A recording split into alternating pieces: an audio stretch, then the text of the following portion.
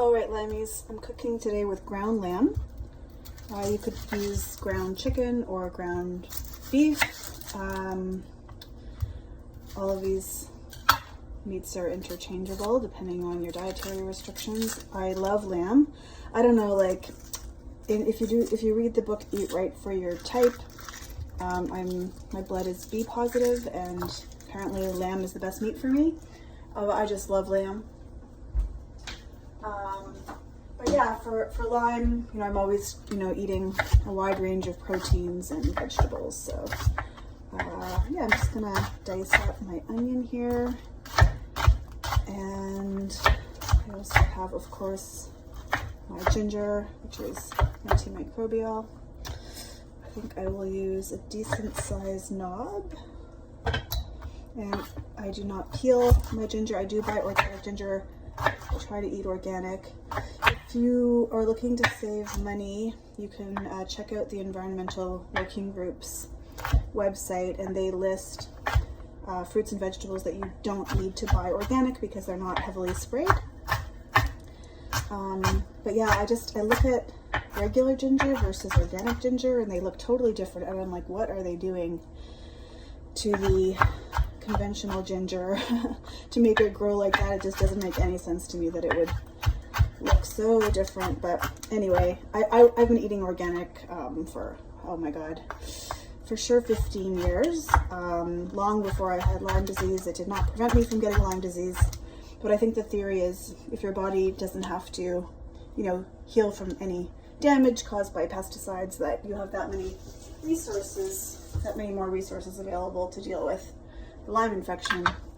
But yeah, like, I don't think, that's the number one priority with Lyme. I think the number one priority is avoiding sugars, but I know a lot of people do recommend, like Marty Ross, for example, does recommend eating organic. Okay, I will meet you at the frying pan. Okay, I have my onions and ginger sauteing, and I'm going to add my ground lamb. Okay. I don't think you guys need a tutorial on how to fry ground meat, but yeah, I just break it up with my spatula. You get the picture. Okay, so for veg, I'm adding in cabbage, king mushroom, and red pepper. I always have a cabbage in the back of my fridge because when I run out of everything else, it's always in perfect condition. Of course, I eat a lot of dark leafy greens, especially Swiss chard, collard greens, and kale, but any cruciferous vegetable is good for the immune system. And cabbage is affordable and extremely delicious. So that's a lot of cabbage, but anyway, putting that in my pan.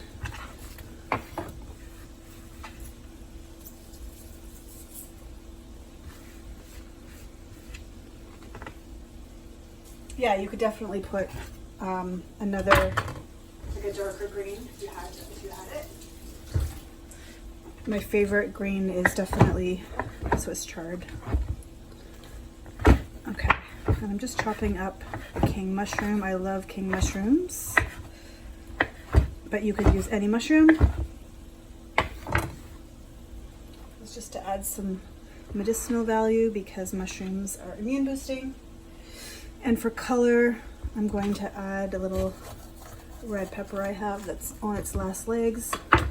Yeah, red foods I think are good for fighting cancer and just generally good for the immune system. So not a specific Lyme thing, but eat a rainbow, I'd say, is really good advice for everyone, including people with Lyme.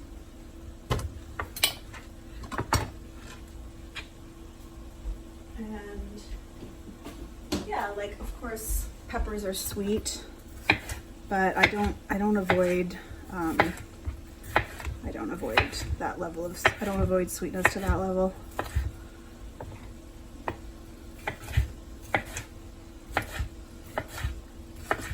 Okay, good. All right.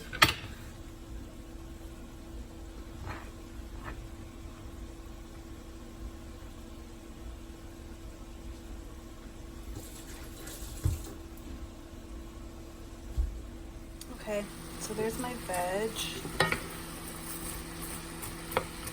I might add a little water to this and kind of like just to let the cabbage steam in the dish. I do not use recipes to cook, which is, I know, a weird thing for someone with a cooking channel, but I cook like totally intuitively. I never have a plan. I just knew I had some ground lamb I wanted to use up. I'm just trying to decide whether I want to put my spices in now or after I steam. Oh, you know what I'm going to do? Here we go. I'm just going to add a little salt that will draw the water out of the cabbage, and then I'll put a lid on it, and it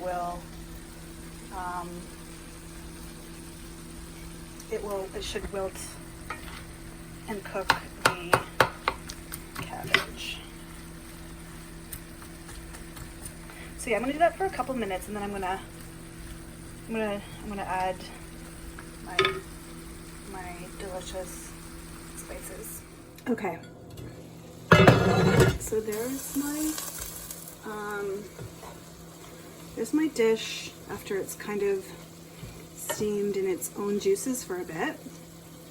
I want this cabbage to cook a little bit more, but I'm going to go ahead and put in my herbs and spices. So I have a little bit of oregano. It's actually Dominican oregano that a friend gave me, but anyway. Of course, we all know that oregano is antimicrobial. When I would have Lyme flare-ups, like when I was doing really well with my Lyme treatment and I'd have flare-ups, I would take oregano oil. If you're interested in that, you can get oregano oil at any health food store, and there are directions on the little bottle. Basically have like 6 drops in water several times a day or something like that. And I would have, if you're gonna have oregano oil, have it after meals, but anyway. Okay, turmeric. I'm half made of turmeric. I eat so much turmeric.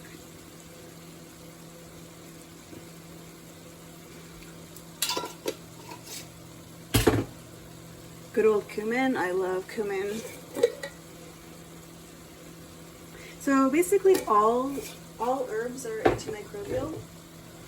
Cinnamon. I'm going to put in a little cinnamon to give it, you know, a little bit of a sort of Moroccan flair. Apparently you shouldn't have cinnamon like every day for extended periods of time because it can be hard on your liver.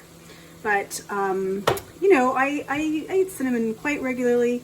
Again, when I was like being super hardcore and attacking my Lyme, I would put it in my coffee absolutely every morning and in my tea.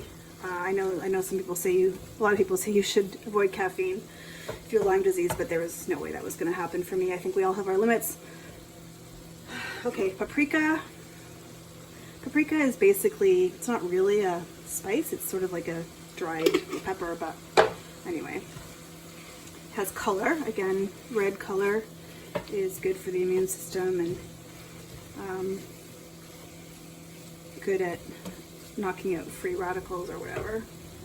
Oh yeah, and of course, black pepper.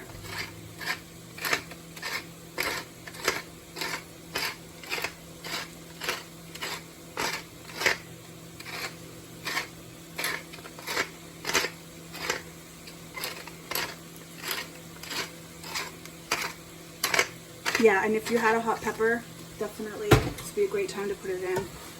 I'm gonna add a little more olive oil. I mean, there's fat coming from the meat, so it's not really drying out here. But I just don't want the herbs, or sorry, the spices to burn.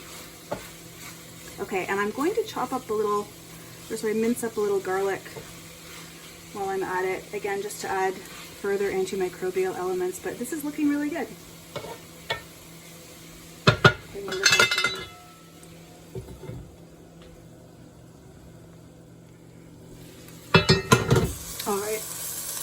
I've got 5 cloves of garlic that I minced up. Oops, sorry, that was loud. Yeah, garlic is of course antimicrobial. And while I'm at it, because I'm obsessed with rosemary, I think I am going to put 1 or 2 sprigs of rosemary in here because I have Lyme disease, and any chance to incorporate herbs into my diet is, yeah, something I'm going to take advantage of. Looks pretty good though. Okay, so I chopped up 2 sprigs of rosemary, and in they go. Yeah, I never worry about what things are going to taste like. I just find that all herbs and spices taste really good together, at least the ones I normally cook with.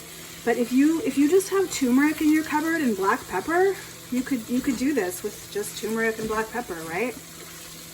Turmeric is probably the most important spice for anyone who's dealing with any immune issue or inflammation issue.